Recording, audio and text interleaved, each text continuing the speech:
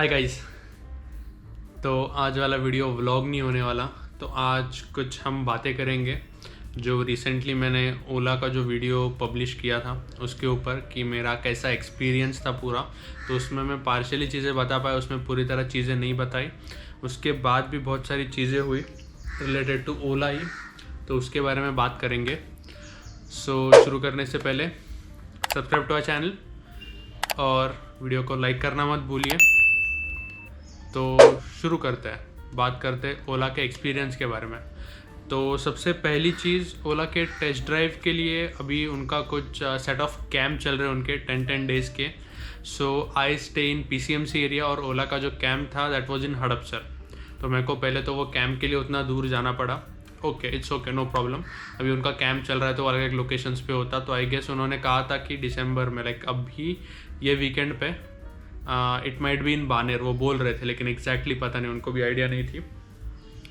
So after reaching there the experience was pretty smooth. मतलब उनके जो गाइड करने वाले लोग थे दे वर क्वाइट इन्फॉर्मेटिव और वो हर एक पॉइंट पे गाइड कर रहे थे। Like they were guiding you from, जैसे आप एंट्री कर रहे हो so they are taking your entry. फिर उसके बाद उन्होंने एक स्टिकर दिया था, ओला गेस्ट करके उनका कुछ स्टिकर था। सो इंडिविजुअली लाइक नॉर्मली IDs होते हैं, लेकिन इन्होंने स्टिकर्स दिए थे और फिर बाद में once the test drive is done वो निकाल के ले रहे थे। तो स्टिकर दिए थे उन्होंने। फिर उसके बाद इनिशियली उन्होंने पूरा उसका एक्सपीरियंस बताया हमें कि ओला की गाड़ी क्या है। Like they were having it inside their showroom. तो वहाँ पे उन्होंने पूरी तरह बताया हमको कि क्या है, हाउ टू ऑपरेट एवरीथिंग, पूरा उसका वर्किंग बताया। लेकिन उसमें भी एक चीज़ ऐसी थी कि वो डेमो पीस थे, तो उसके अंदर बहुत सारे फीचर्स एनेबल नहीं थे। जैसे फॉर एग्जांपल ब्लूटूथ की बात की जाए या फिर इसके क्रूज़ कंट्रोल की बात की जाए, नेविगेशन की बात की जाए, तो ऐसे बहुत सारे फीचर थे, लिस्ट ऑफ फीचर्स थे जो एनेबल्ड नहीं थे उसके अंदर। तो वो उन्होंने कहा कि ये डेमो पीस है, जैसे प्रोडक्ट लॉन्च होगा, डिलीवरी मिलेगी तो उसमें it will be all activated. अभी पता नहीं एग्जैक्टली क्या सीन है उनका, कब एक्टिव, मतलब कब डिलीवरी मिलेगी, क्योंकि डिलीवरी बहुत डिले हो रही है।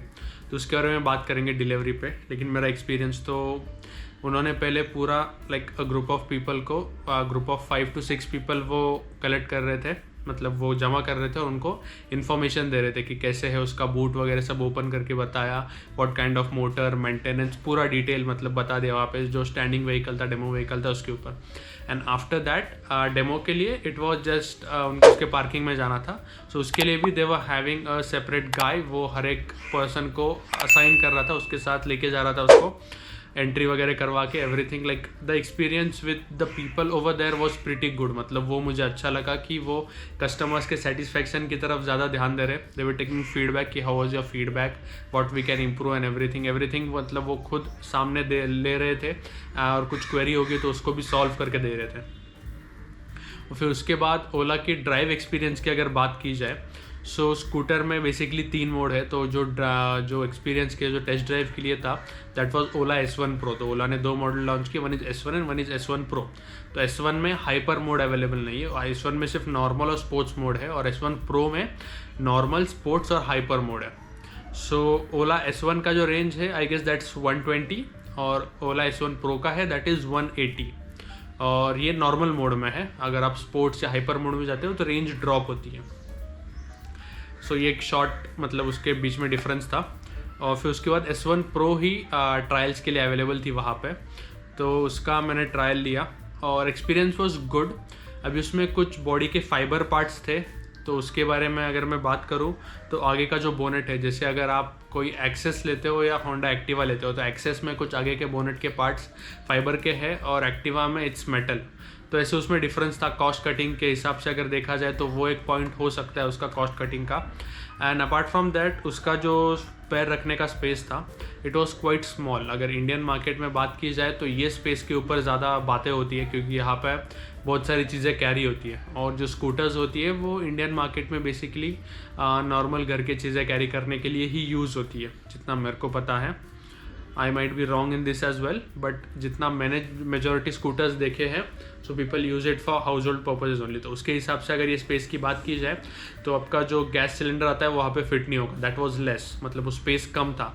लेकिन बाकी वहाँ पे स्पीकर्स थे, आपको छोटे छोटे पॉकेट थे वहाँ पे, पूरा अपना मेरा जो ये iPhone 11 है, ये पूरी तरह उसमें फिट हो रहा था, मतलब इट वॉज पूरा अंदर तक। तो अगर iPhone आपका बड़ा फ़ोन होगा तो दैट कैन ऑल्सो फिट।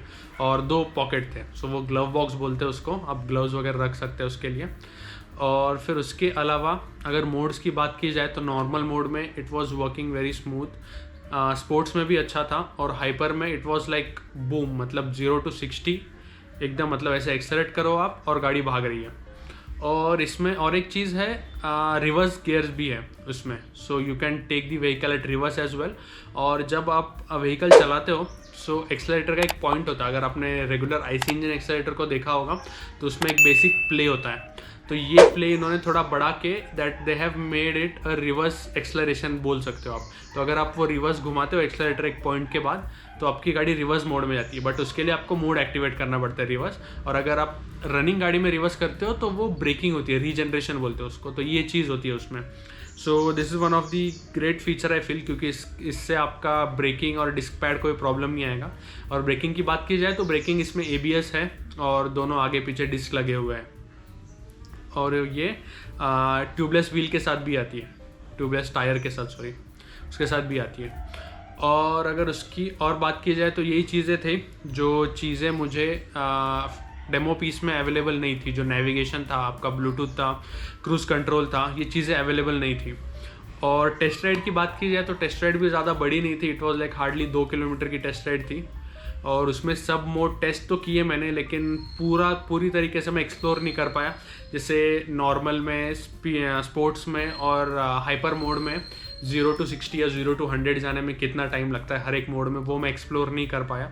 उसके लिए मैंने ओला को स्पेसिफिकली मेल भी किया था कि हमको आपका PR जो टीम है उनको मेल किया था कि हमको आपकी स्कूटर चाहिए, उसके ऊपर हमें वीडियो बनाना है, बट ओला के एंड से कोई मेल नहीं आया। पिछले 3 दिन से मैं मेल कर रहा हूँ। जो मैंने ओला की टेस्ट राइड लीड थी वो संडे को ली थी और आज थर्सडे, मतलब मैं मंडे, ट्यूसडे, वेडनेसडे 3 दिन में उनको मेल करता रहा कंटिन्यूसली, लेकिन उनके एंड से कोई रिस्पॉन्स नहीं आया। तो अभी मुझे पता नहीं क्या, लाइक दे आर गिविंग और दे आर नॉट गिविंग, मुझे कुछ क्लियर आइडिया नहीं है। तो अगर कोई कस्टमर की डिलीवरी मिलती है तो फिर उनसे एक बार हम देखते हैं, वहाँ पे उस पॉइंट पे किसी से बोरो करके उनके ऊपर पूरा वीडियो बनाएंगे। और फिर इसके अपार्ट बात की जाए तो ओवरऑल एक्सपीरियंस वाज गुड, लेकिन इसमें जो अपडेट्स आए रिसेंटली, मतलब जो उसका सिस्टम है वो एंड्रॉयड बेस्ड सिस्टम है, तो उसके अंदर बहुत सारे अपडेट्स आए रिसेंटली। पिछले 2 महीने में मेरे ख्याल से कुछ 5 या 6 अपडेट्स आए, तो उसमें बहुत सारे बग्स है। अभी ये सब डेमो ट्रायल वर्जन है। तो अभी मेरे हिसाब से अगर ओला का ओवरऑल कंक्लूजन किया जाए तो आई वुड से कि अभी तुरंत ख़रीदने की जल्दी नहीं करनी चाहिए ओला स्कूटर की। देखना चाहिए यूज़र एक्सपीरियंस कैसे, जिन्होंने बुक की है, जो परचेस कर रहे हैं, उनका यूज़र एक्सपीरियंस जानना चाहिए। और मेरे ख्याल से ओला का आफ्टर 6 और 8 मंथ्स अपग्रेडेड वर्जन भी आएगा, मतलब उसका वर्जन 1.1 या 1.2, मतलब जो भी स्कूटर का वर्जन होता है, जैसे एक्टिवाज में होता है ओला, लाइक एक्टिवा 4G 5G, उसी प्रकार में ओला का कुछ नया मॉडल वो लॉन्च कर सकते हैं, या फिर उसी में कुछ चेंजेस कर सकते हैं। फेस लिफ्ट मॉडल जैसे कार्स में बोला जाता है, उस प्रकार से कुछ ना कुछ चेंजेस आ जाएंगे, क्योंकि ये डेमो पीस ही हो गए, डेमो पीस या फिर प्रोटोटाइप मॉडल कह सकते हो, जो यूज़र्स को दे रहे ट्रायल के लिए। उसमें क्या खराबी आती है वो सब देख के ही फिर पता चलेगा चीज़ों के ऊपर। बस इतना ही था। तो मेरा यही फाइनल वर्डिक्ट रहेगा कि तुरंत बाय मत कीजिए, होल्ड कीजिए एटलीस्ट फॉर अ ईयर, क्योंकि इलेक्ट्रिकल व्हीकल मार्केट इंडिया में अच्छे से ग्रो कर रहा है अभी स्लोली, और चार्जिंग स्टेशंस भी ग्रो कर रहे हैं। तो ओला के भी अभी तक चार्जिंग स्टेशंस वेल सेटअप नहीं है सब जगह पे, तो वो भी उन्होंने कुछ प्लान दिए हैं। सो 2022 या 2023 के एंड तक there will be a good amount of charging stations, और व्हीकल आप कहीं पे भी चार्ज कर सकते हो। तो बस यही था ओला के वीडियो के बारे में। तो अगर आपको इन्फॉर्मेशन अच्छी लगी हो तो चैनल को सब्सक्राइब करना मत भूलिए, और वीडियो को अपने दोस्तों के साथ शेयर कीजिए। तो मिलते हैं फिर अगले वीडियो में, तब तक के लिए stay safe and bye bye.